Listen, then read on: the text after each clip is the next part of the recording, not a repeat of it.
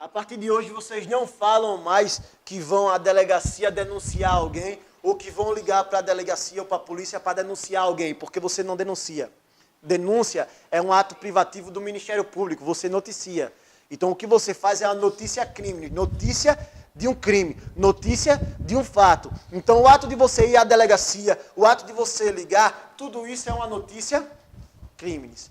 Tá? A notícia crimes ela pode ser direta, indireta e apócrifa. O que significa direta, indireta e apócrifa? Direta é aquela que a polícia toma ciência pelos meios normais. Tá? Por exemplo, prisão em flagrante, o cara vai até a delegacia, tem todo o procedimento. Indireta. Indireta você vai ter que a polícia ela toma ciência por meios anormais de investigação. Tá? Por exemplo, imprensa, terceiros, desinteressados. E a apócrifa. Apócrifa é chamada denúncia anônima.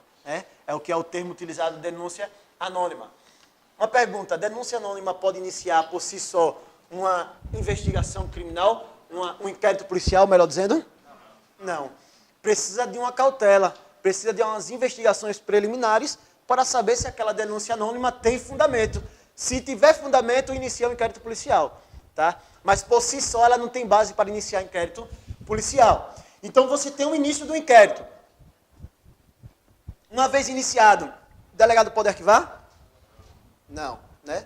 Então uma vez iniciado tem que ser concluído. Sendo o quê? Como é que a gente vai chegar a essa conclusão? Como é que vamos fazer esses atos de evolução? Como é que a gente passa essa segunda fase aqui do inquérito policial? Essa segunda fase, que é chamada evolução, ela tende o seguinte: como é que o inquérito ele se evolui? Por meio de diligências.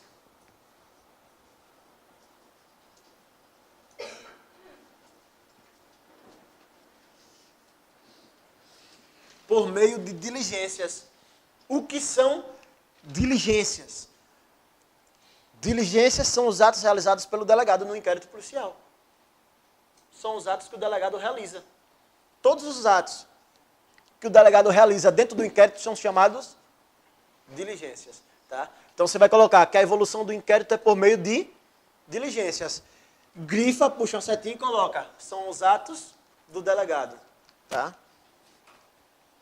E perceba, além de fazer essas diligências, o delegado ele precisa fazer alguns relatórios parciais. Relatórios parciais por quê? Porque senão ele se perde na investigação. Imagine que ele esteja apurando 5 crimes com 10 réus. 10 suspeitos, no caso. Ele vai precisar começar a investigar. Se tem 10 suspeitos, quantas testemunhas terão? Inúmeras. Né? Várias testemunhas, várias. Então ele vai começar a pesquisar, vai começar a ouvir testemunha, vai começar a ouvir suspeito, vai começar a procurar provas, procurar elementos. E aí toda vez que ele vai praticando diligências, ele precisa relatar. Por quê? Para conduzir a investigação dele. Então aqui você vai ter que a evolução se dá por meio de diligências. E essas diligências são resumidas em quê? Em um relatório.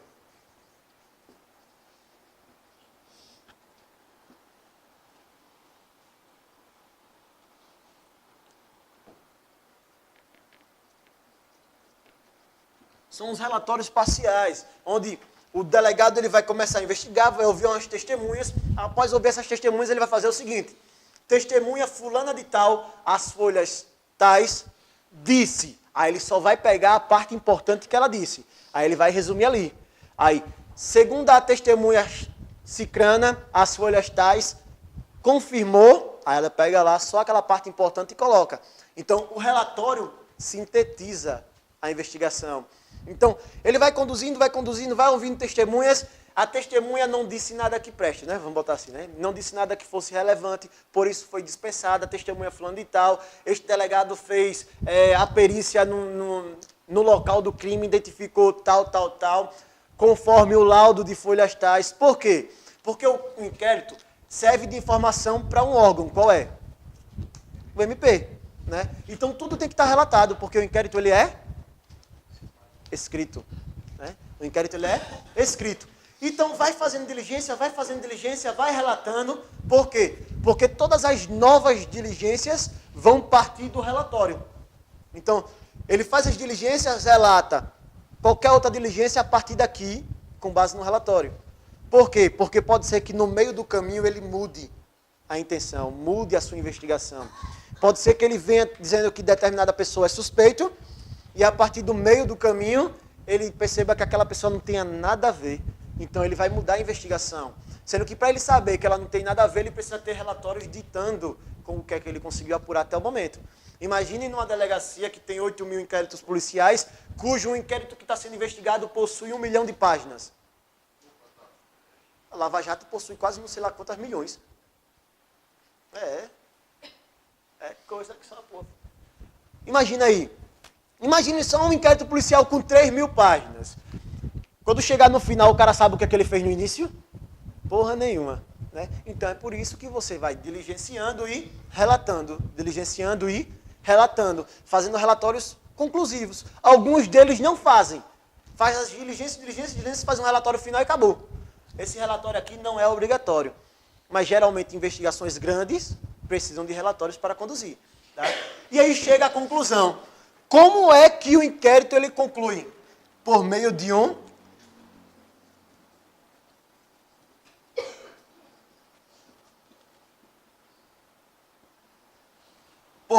relatório final. Esse relatório final ele tem que ser conclusivo.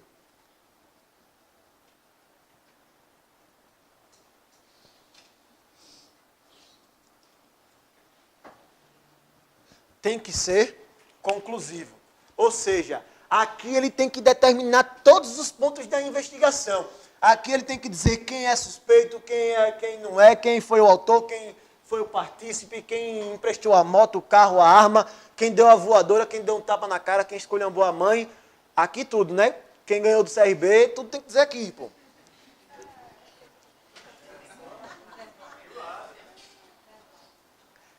Pera aí, moleque. Só para constar.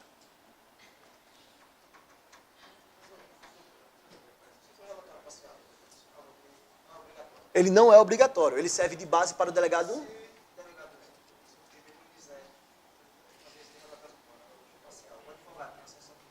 A tudo que está no inquérito. Não, ele é. Não. O relatório parcial não é obrigatório. Mas todas as diligências são. O delegado evolui o inquérito por meio de quê? Diligências. Isso aqui é o que vai dar acesso a todas as diligências. A tudo que está no inquérito. Tudo que estiver documentado, o advogado tem acesso. Tá? Sendo que o relatório ele não é obrigatório. Ele só serve para que o delegado possa se basear. Certo? E aí, veja. Se ele refaz o relatório final, se ele conclui o inquérito, pronto, concluiu o inquérito. O que é que acontece?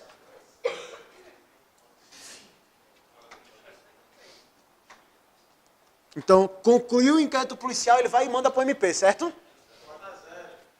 Lasqueira, macho.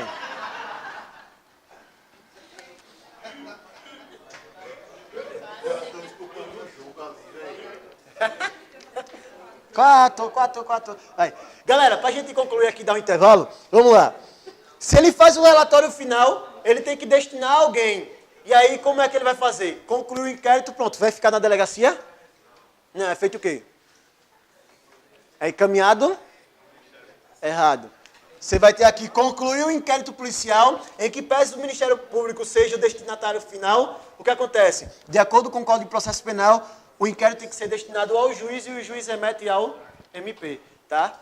Então, protocola para o juiz e o juiz que faz a remessa ao MP, porque o juiz não pode fazer nada, só remeter, tá? Galera, segura aí, só para a gente concluir, tá? Então, de acordo com o Código de Processo Penal, uma vez relatado, o relatório final, ele é direcionado ao juiz. Então aqui, ó, o delegado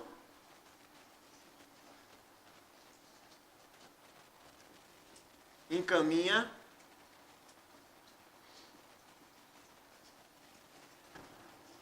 ao juiz. Não, ele protocola. Encaminha ao juiz, segundo o Código de Processo Penal. Uma vez que o delegado encaminha ao juiz, de acordo com o Código de Processo Penal, o juiz tem que remeter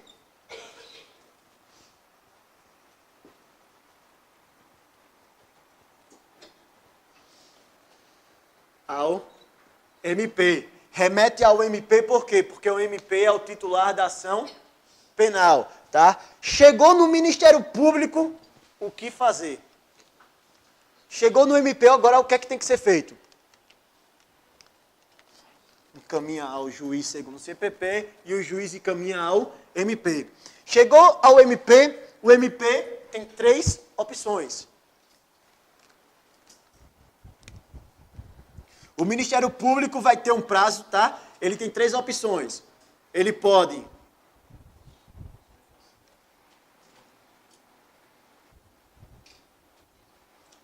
veja só, quando chega no... Vou botar o seguinte aqui, peraí. AMP. O Ministério Público, quando recebe o inquérito policial, ele vai ter 3 opções, que aí você vai decorar como DDA. Então, o que é o DDA? São os atos praticados pelo Ministério Público quando recebe o inquérito policial. Tá? Então, toda vez que o MP recebe o inquérito policial, ele tem que praticar o DDA num prazo legal. Aí você vai colocar primeiro aqui o prazo. Prazo legal. Quando o cara está preso, o Ministério Público tem que praticar o DDA num prazo de 5 dias. Vou botar de vermelho.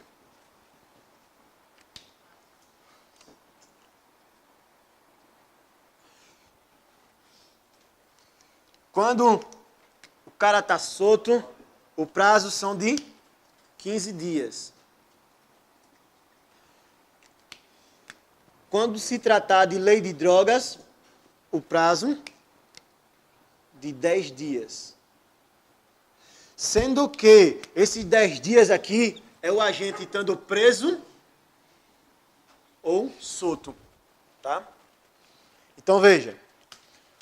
O delegado encaminha ao juiz, segundo o Código de Processo Penal, o juiz remete ao MP. Quando o MP recebe o inquérito, ele tem que praticar o DDA no prazo legal. Qual é o prazo? 5 dias preso, 15 dias solto e 10 dias na lei de drogas preso ou solto. O que é o DDA? DDA é denúncia,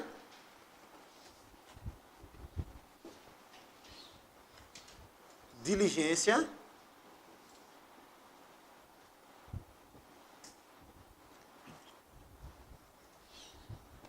e ou arquivamento.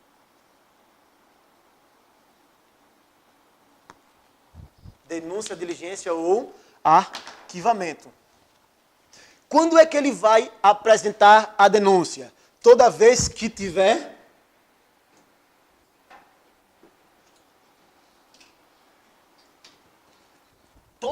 se tiver justa causa, o Ministério Público é obrigado a oferecer a denúncia. E aí, ó, aqui o que é justa causa? IMC, que significa indícios, materialidade e circunstâncias. Então, se tem justa causa, o Ministério Público apresenta a denúncia, oferece a denúncia. Essa denúncia é oferecida a quem? Ao juiz, certo? Quando chega ao juiz, o juiz tem a opção de rejeitar liminarmente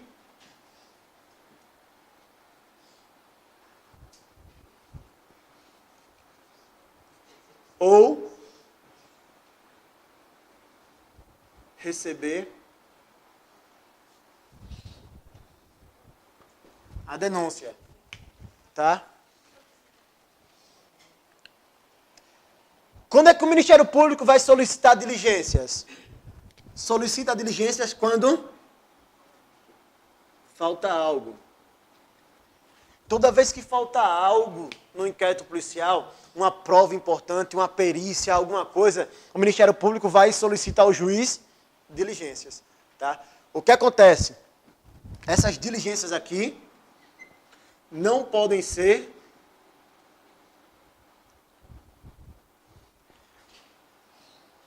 inominadas. Imagine, chega o inquérito para o Ministério Público faz, solicito diligências. Sim, mas o que é que você está solicitando? Diligências. O quê? Né? O quê? Diligências são todos os atos que o delegado pratica. Qual diligência? Então não pode diligência inominada. O promotor de justiça tem que dizer qual a diligência que ele quer, qual a prova que ele quer que seja apurada, tá bom? E quando é que vai ter o arquivamento? Arquivamento por falta de justa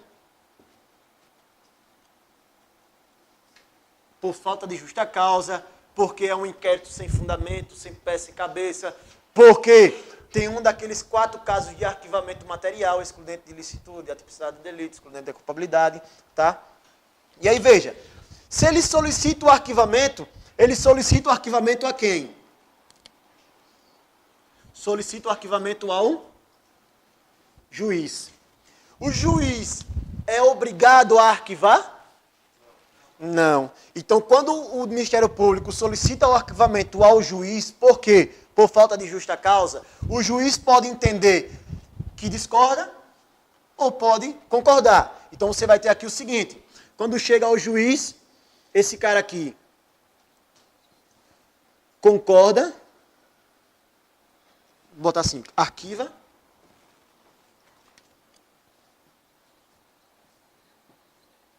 esse cara aqui arquiva. Se ele arquivar é porque ele concorda, certo?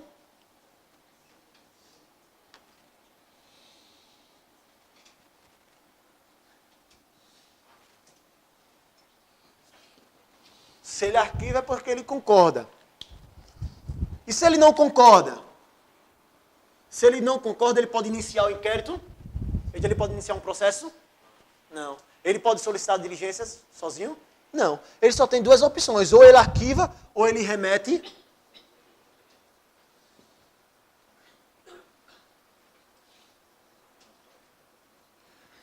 Ou ele arquiva, ou ele remete ao PGJ.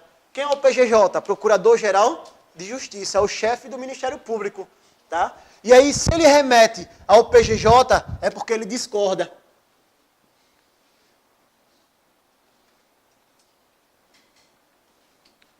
Discorda do membro do MP.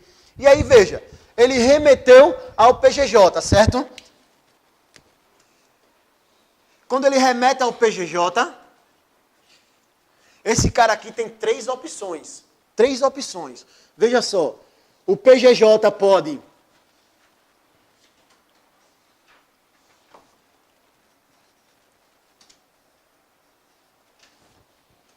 aqui o PGJ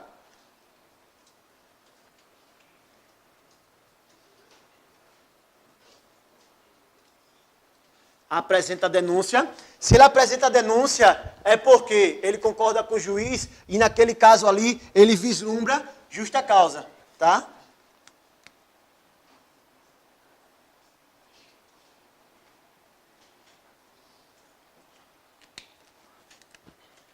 Ele apresenta a denúncia por quê? Porque ele vê justa causa. Ele pode discordar, mas ele não quer denunciar porque ele é chefe. E aí ele faz o quê? Designa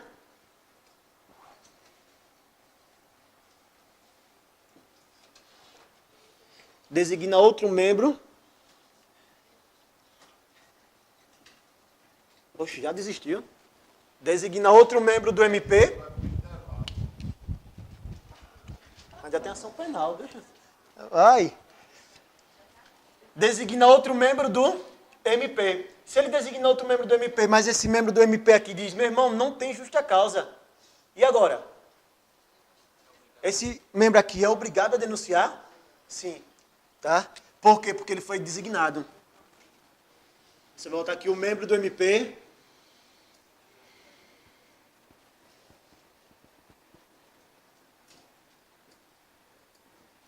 O membro do MP é obrigado a denunciar. E ele tem a terceira opção, que é o quê? Manter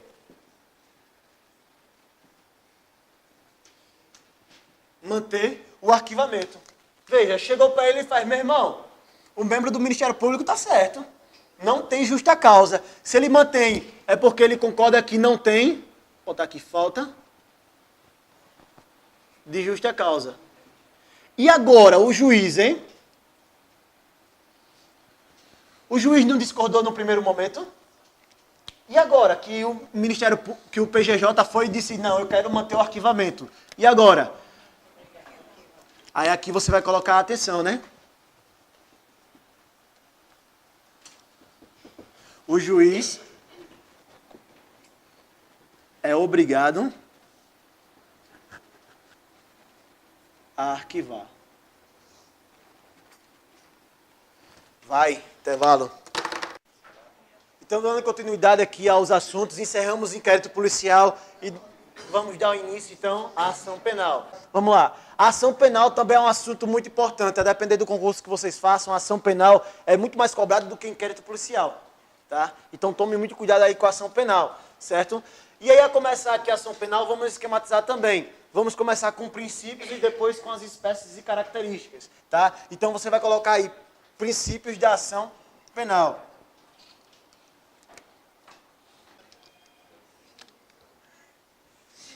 E aí você vai ter aqui, ó, quando se fala do tema ação penal, tá?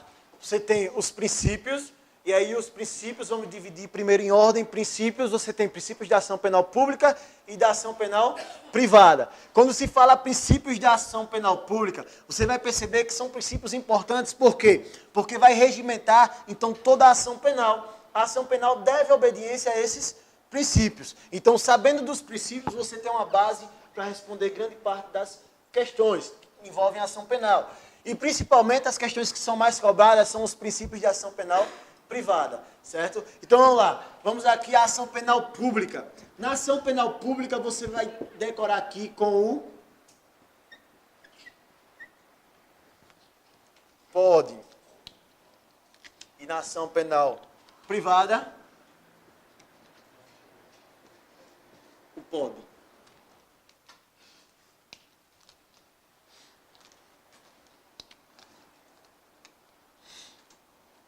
Aí, na ação penal pública, vamos ao primeiro princípio, que é o princípio da pessoalidade.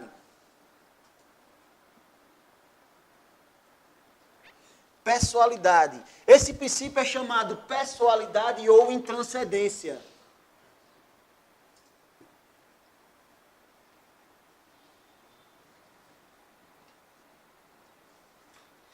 Pessoalidade ou intranscendência. Pessoalidade ou intranscendência significa dizer o quê? Significa que a ação penal pública só pode ser proposta contra quem foi autor ou partícipe, contra mais ninguém. Só pode ser proposta subjetivamente contra aquela pessoa que praticou o crime. Isso por quê? Para evitar que você entre com a ação penal pública contra quem não tem nada a ver. Tá? Você tem que ter os indícios suficientes de autoria e a prova da materialidade do delito. Então você só pode propor ação penal contra quem foi autor ou partícipe. Então você vai colocar aqui, ó, a ação penal deve ser proposta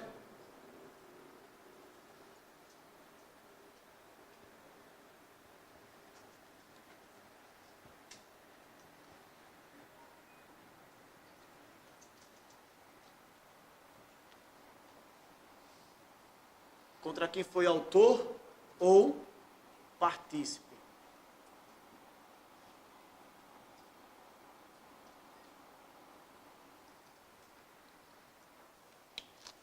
Então, só pode entrar com a ação contra quem foi autor partícipe, ou seja, contra quem praticou a conduta nuclear ou contra quem auxiliou de algum modo, tá? E aí, veja, imagine que o Ministério Público está diante de uma situação em que um menor comete um crime. O Ministério Público pode propor denúncia contra o menor e contra os seus pais? Não, porque os pais não têm nada a ver, tá? Porque o pai ou a mãe não foi nem autor, nem partícipe, certo? Então ele só pode propor ação contra quem foi autor e partícipe. Nesse caso, contra ninguém, porque vai ao Estatuto do ECA, né? Da criança e adolescente. Você parte, então, a um segundo princípio. Princípio da obrigatoriedade.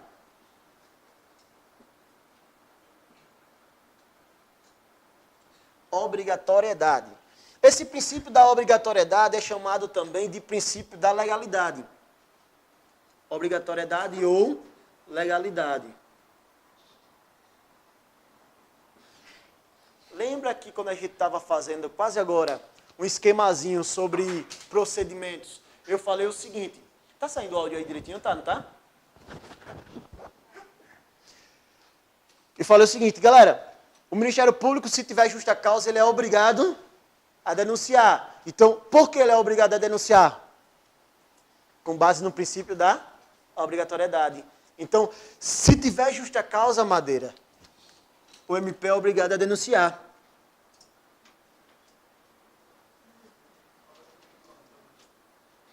Oi? Beleza.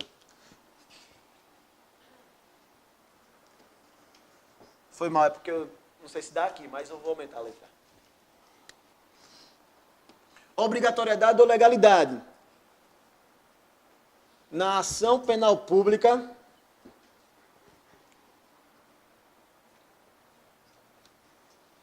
se tiver justa causa, dá para pegar aí agora? Se tiver justa causa, o MP é obrigado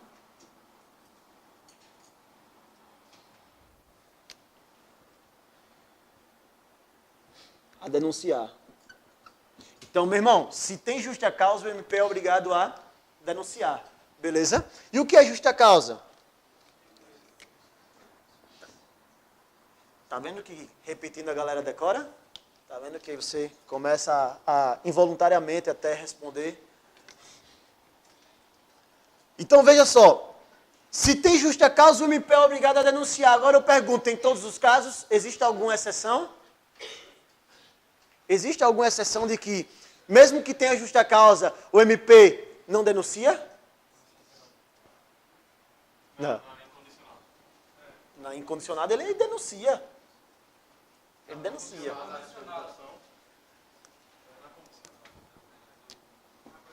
Você vai colocar aí o seguinte, exceção.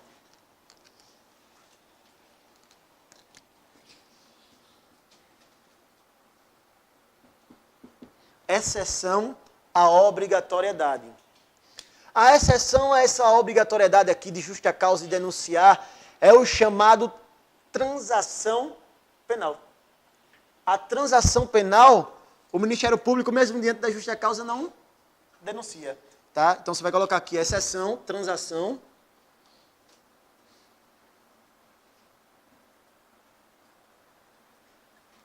O que é transação penal?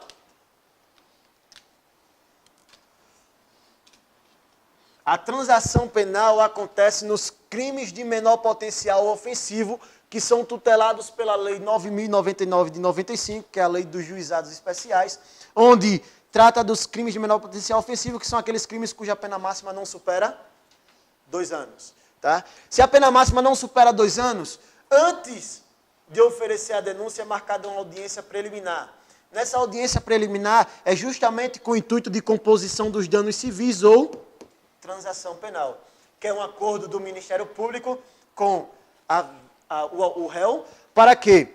Para que o réu cumpra uma PRD antecipadamente, ou seja, ele cumpre uma pena antecipadamente, tá? Em troca da PPL. Então você tem aí a alternação antecipada de uma PPL por uma PRD ou PM, tá? Que é pena restritiva de direito ou pena de multa. Então a transação penal acontece nos crimes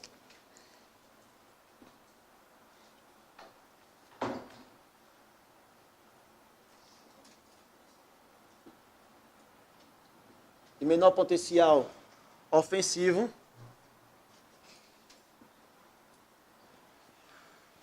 e nos crimes de menor potencial ofensivo, se o agente aceitar a transação penal, que é o acordo, não tem mais a denúncia, tá? Não haverá mais a denúncia. Então você vai ter o quê? A exceção ao princípio da obrigatoriedade.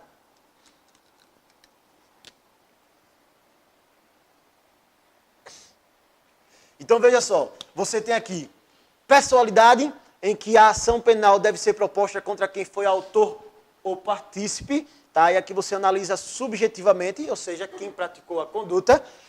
A obrigatoriedade, que você vai ter aqui pela obrigatoriedade, que também é legalidade, Na ação penal pública, se tiver justa causa, o MP é obrigado a denunciar, e aí ele só não vai denunciar com a exceção que é justamente a transação penal, e essa transação penal acontece nos crimes de menor potencial ofensivo, e esses crimes de menor potencial ofensivo são quais?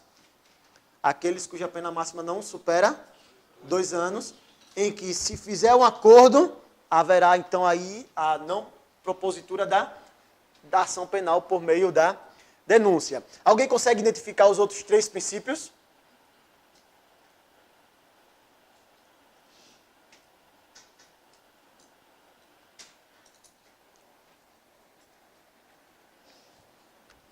Ninguém consegue identificar? Quando você vai à delegacia, você não vai denunciar alguém, você vai noticiar. Por quê? Então, qual o princípio que você vai ter aqui? Offici.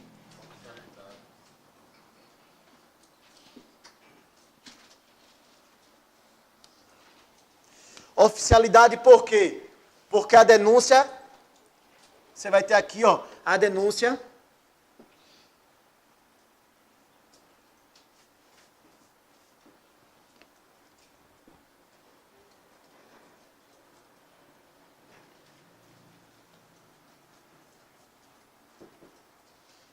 A denúncia é uma peça privativa do Ministério Público, tá?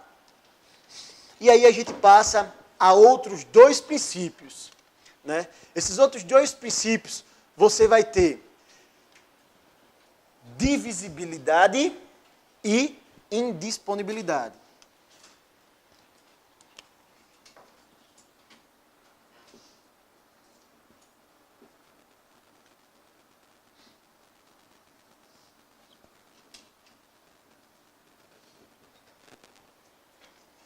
Divisibilidade de acordo com o STF, por quê? Porque a ação penal agora, a ação penal pode ser dividida, pode ser fracionada. A ação penal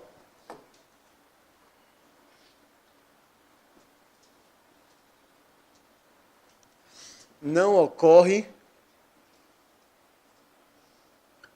o arquivamento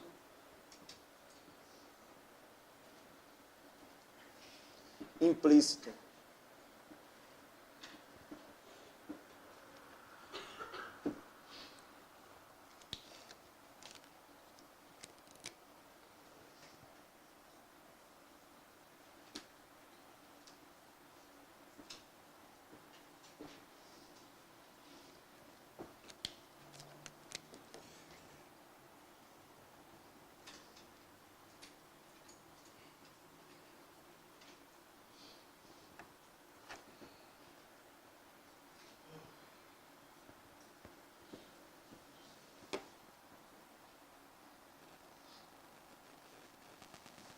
Uma vez proposta a denúncia, o MP não pode desistir. /dispor. A mesma coisa com recurso.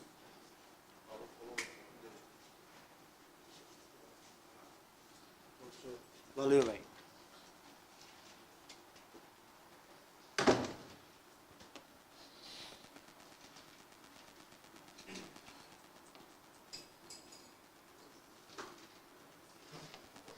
Então, veja só.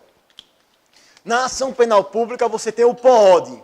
No POD, você vai ter alguns princípios que vai regimentar. Pessoalidade, a pessoalidade também é chamada de intranscendência. Então, você tem pessoalidade ou intranscendência. Por quê? Porque a ação penal deve ser proposta contra quem foi autor ou partícipe, ou seja, só quem praticou o crime, tá? Obrigatoriedade. Obrigatoriedade também é chamado de legalidade. E aí, pela obrigatoriedade ou legalidade, você tem um fator. Veja, o Ministério Público é obrigado a oferecer a ação penal se tiver justa causa. E justa causa corresponde IMC, tá? Sendo que tem uma exceção, que é o fator da transação penal. Como assim o fator da transação penal? Veja, se ele é obrigado a propor a denúncia se tiver justa causa, mas mesmo tendo justa causa em crimes de menor potencial ofensivo, Se for feito o acordo em audiência preliminar, acabou. O acordo é o quê? O agente cumpre antecipadamente uma pena, em troca de que não seja oferecido um processo contra ele, tá? De que não seja oferecida ação penal contra ele. Então, vamos supor, imagine que o cara ameaça outro cidadão. O crime de ameaça é um crime condicionado à representação. E aí, o agente representa tal, o Ministério Público é um crime de menor potencial ofensivo, vai ao juizado especial.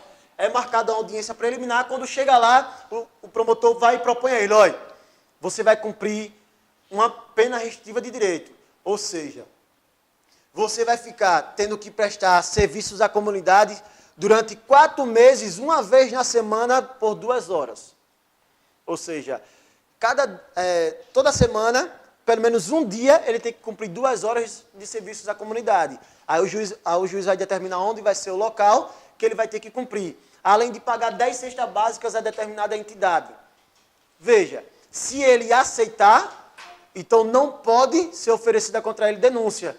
Por quê? Porque foi feita transação penal. E a transação penal só acontece em crimes de menor potencial ofensivo.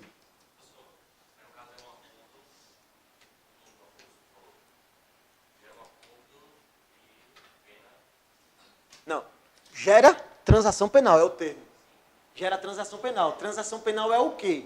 Um acordo entre o Ministério Público e o réu, para que o réu, ou seja, para que o suspeito, ele cumpra antecipadamente uma PRD. Ou seja, é um acordo entre o Ministério Público e o agente,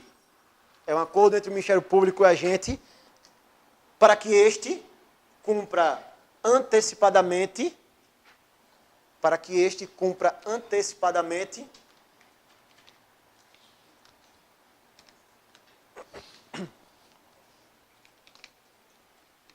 uma PRD ou PM, que é pena restritiva de direito ou pena de multa. Tá? E aí, veja, oficialidade.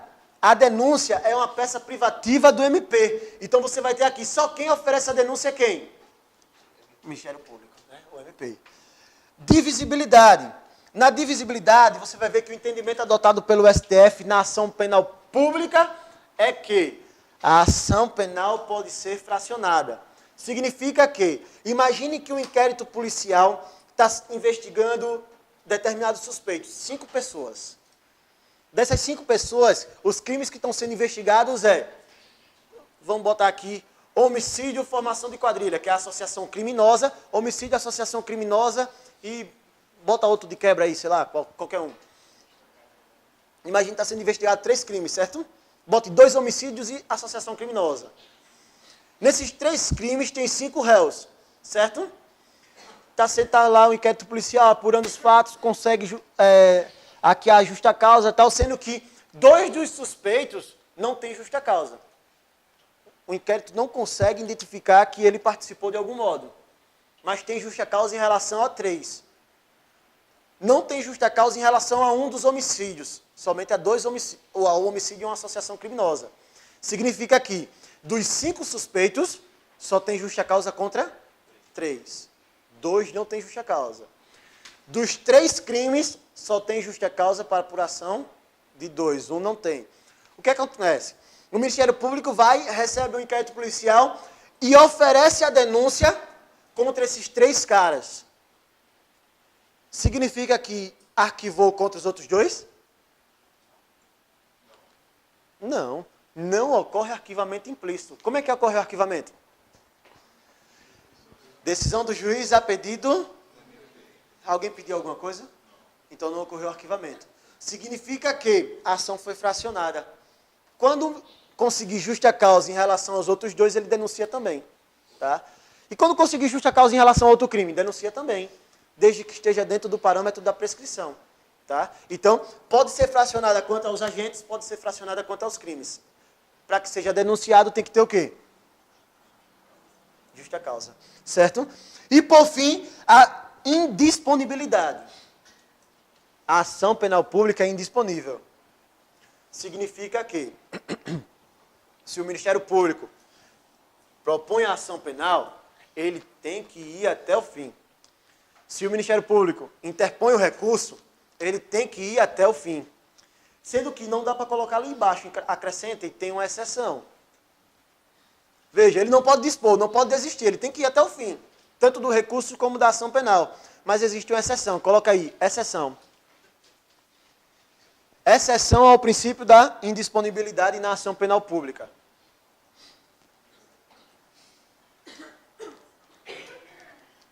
Toque, toque, toque. Exceção. Exceção. Você vai colocar a exceção aí que eu ainda vou dizer.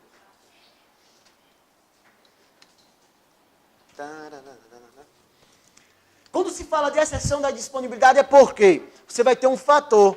Veja só, antes de oferecer a ação, cabe transação, mas depois que oferece a ação, só cabe suscis processual. Então você vai colocar aí, exceção, suscis processual. Suscis processual.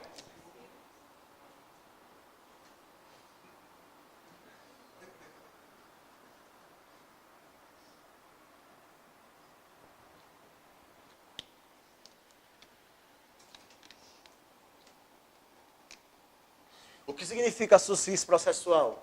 Se vocês quiserem incrementar, coloca aí, suspensão condicional do processo. Suspensão condicional do processo.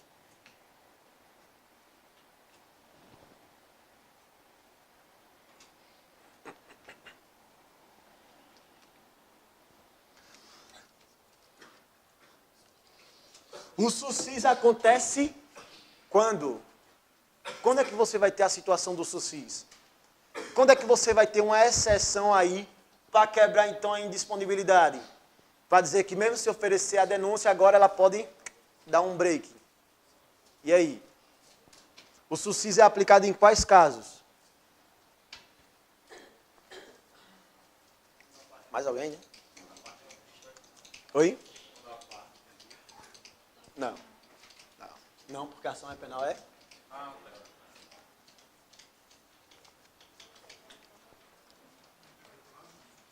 Puxa a setinha e incremente como a gente fez aqui. Aos crimes cuja pena mínima, suscis é aplicado aos crimes cuja pena mínima não supera 1 ano. É aplicado aos crimes cuja pena mínima não supera 1 ano. E o que é o suscis?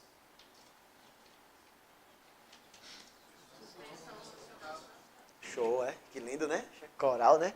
Veja, o suscis é a suspensão condicional do processo, acontece de 2 a 4 anos. Se o agente não voltar a delinquir, acabou. Tá? Se ele não volta a delinquir, já era. Então, o processo é suspenso de 2 a 4 anos. Se ele não voltar a delinquir ou praticar qualquer ato, qualquer infração, qualquer tipo de falta grave, já era o processo. Tá? Então, você vai ter uma exceção à indisponibilidade. Beleza? E a gente passa a analisar, então, a ação penal privada.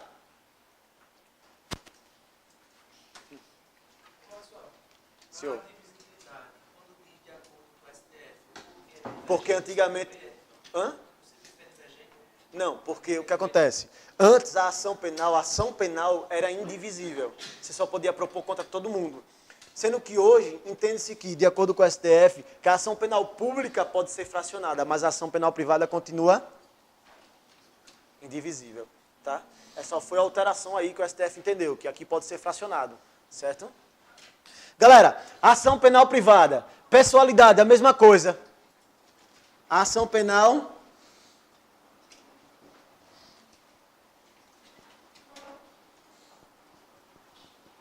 deve ser proposta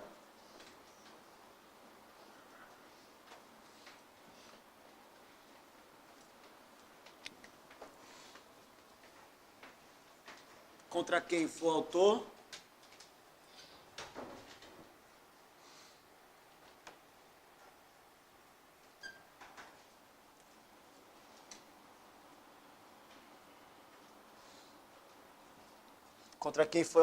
ou partícipe. Você já começa a perceber que os 3 outros princípios divergem da ação penal pública. Já são diferentes. Veja, na ação penal privada você vai ter oportunidade ou conveniência. Na ação penal pública você vai ter obrigatoriedade. Na ação penal privada você vai ter disponibilidade. Na ação penal pública você vai ter indisponibilidade. Na ação penal privada você vai perceber que a ação é indivisível. Na ação penal pública a ação é divisível. Tá? Então, a única coisa que se assemelha nos princípios é tão somente a pessoalidade ou intranscendência, que é propor somente contra quem é autor ou partícipe. As demais já se distinguem. E aí você vai perceber aqui o seguinte: oportunidade ou conveniência. Oportunidade ou conveniência é o fator de quê? É uma faculdade da vítima ou do ofendido. Né? É uma faculdade. Significa que ela pode exercer ação ou não. Fica a seu critério. Ah, mas tem justa causa. Ela é obrigada a oferecer ação. Ela é obrigada? Não. Tá? É uma faculdade. Então você vai acrescentar aí o que é o quê? É uma faculdade.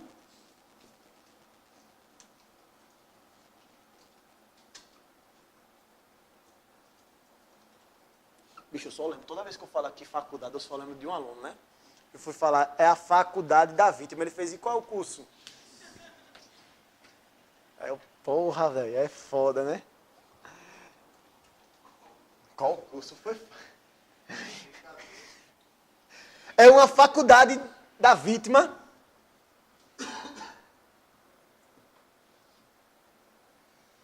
Barra ofendido.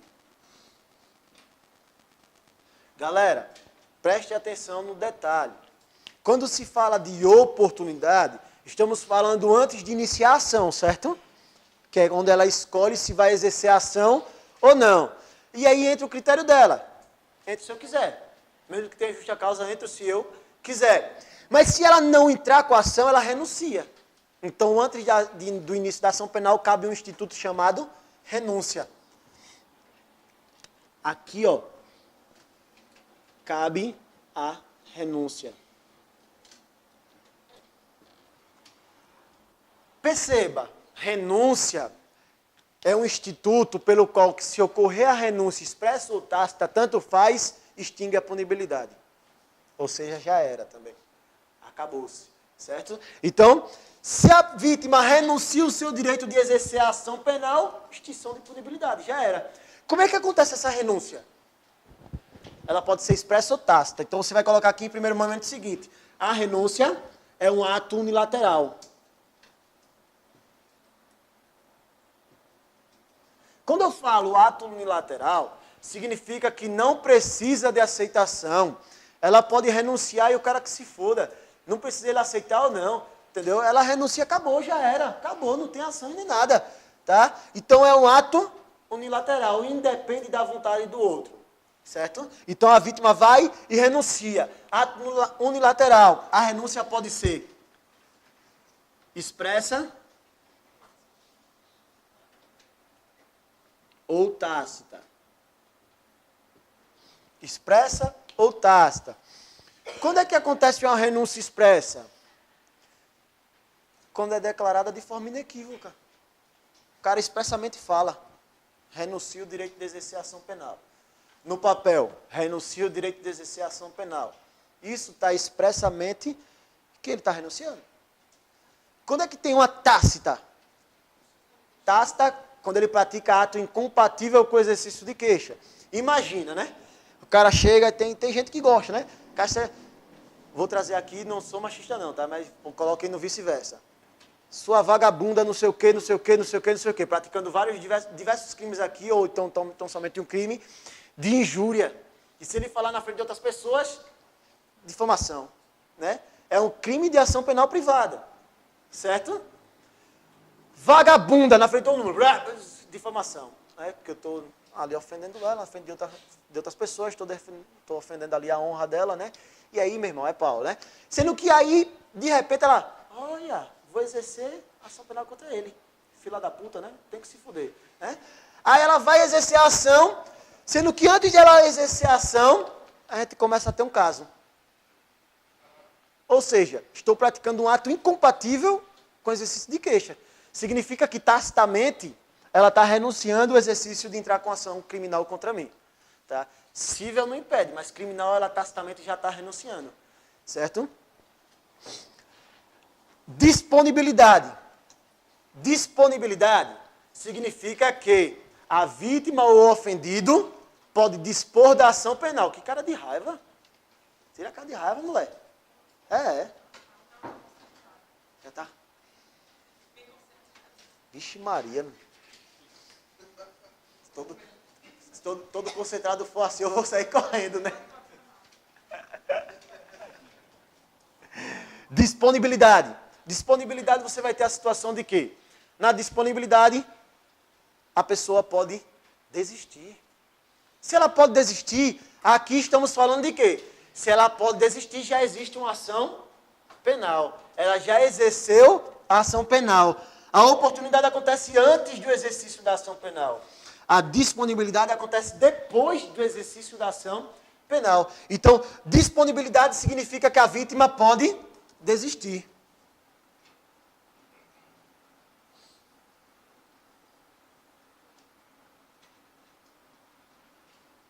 A vítima pode dispor, desistir do processo. Se ela pode dispor, desistir do processo, então ela tem que fazer de algum modo. Não é tão somente, banda voa. Ela vai desistir de algum modo. Então, quando ela está dentro do processo, ela resolve perdoar o agente, que é um chamado perdão do ofendido. Tá? Então, aqui você vai botar o seguinte, cabe perdão do ofendido.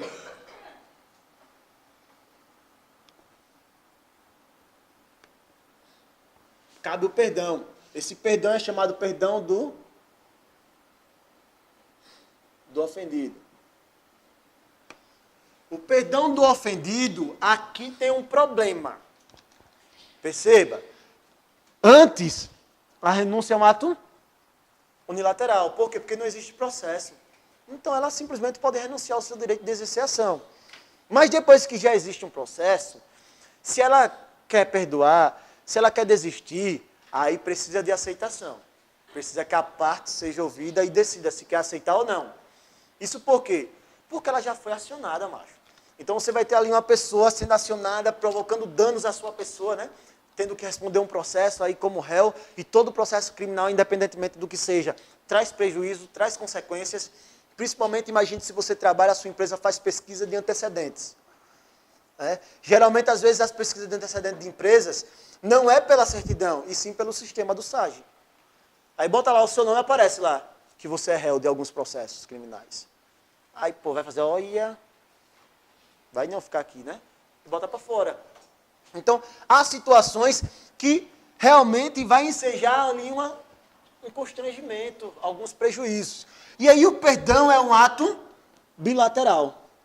Bota aí, ato.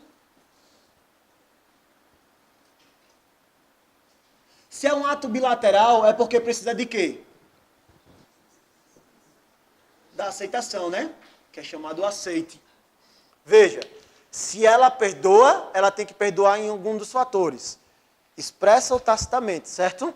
E o perdão também tem que ser expresso ou tácito. Tá?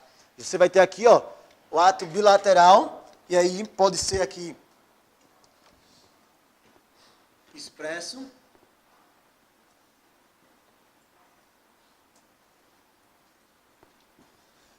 Quando é que vai ser expresso? Quando é declarado de forma inequívoca. Se tem um processo, ela vai num processo com uma petição e faz: Excelência, tá, meu do céu, advogado, vem aos autos requerer, vem aos autos declarar o perdão do ofendido, tal, não sei o quê, intime-se o réu para declarar se aceita ou não. Então ela, de forma expressa, foi nos autos e disse que quer perdoar. Ou então ela, em uma audiência, chama o juiz e diz: eu quero perdoar. Eu perdoo. Eu não quero mais processo, eu perdoo. Aí ele vai dizer: olha, mas peraí, não é assim não, velho. Tem que ouvir a outra parte. E aí, a outra parte é intimada. Quando a outra parte é intimada, a pessoa tem que proferir o aceite. O aceite ou não. Né? O aceite tem que ser expresso. Né? E aí, veja, imagine que ela foi aos autos, imagine que uma pessoa propôs uma ação contra 3 indivíduos. Dos 3, 2 aceitam o perdão, 1 não. O que é que acontece? Continua o quê? A ação continua contra todo mundo? Todo mundo é perdoado? Não. Quem aceitou o perdão já está fora e quem não aceitou continua no processo. Otário, é? Exatamente, por causa da invisibilidade. Né? Então você vai ter que o quê? O perdão proferido a um dos indivíduos se estende aos demais. Ela não pode chegar de tem 3 elos, ela faz, só quero perdoar A. B e C, tome no cu. Só quero perdoar A. Pode fazer isso? Não. Não, se perdoa um, perdoa todos. Porque é estendido aos demais. Então, o agente vai, se ele aceitar, acabou, extinção de punibilidade. Perdão do ofendido. Se ele não aceitar, o processo continua.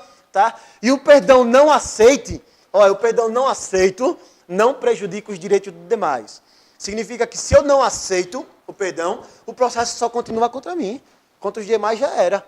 Quem aceitou, acabou. Quem não aceitou, continua o processo. Então, não é porque eu não aceito que eu prejudico demais. Tá? Só continua contra a minha pessoa. Então você passa aqui a analisar a indivisibilidade. É indivisível por quê? Você vai ter aqui na indivisibilidade, você vai anotar algumas frasezinhas aqui. Se propõe a ação penal contra um, propõe contra todos.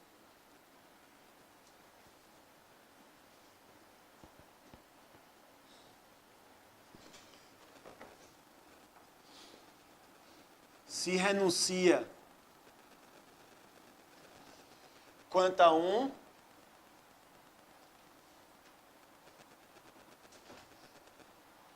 renuncia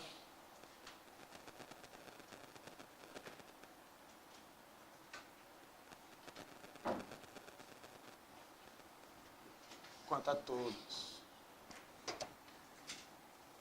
Se perdoa um,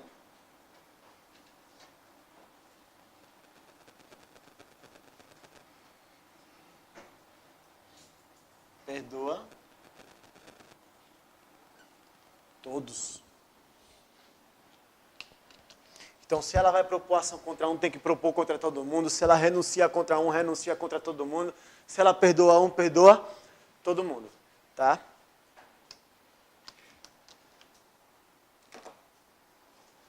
E esse aqui é o esqueminha de princípios. Na próxima aula, a gente inicia, então, as espécies e classificações da ação penal e os demais assuntos que faltam. Valeu.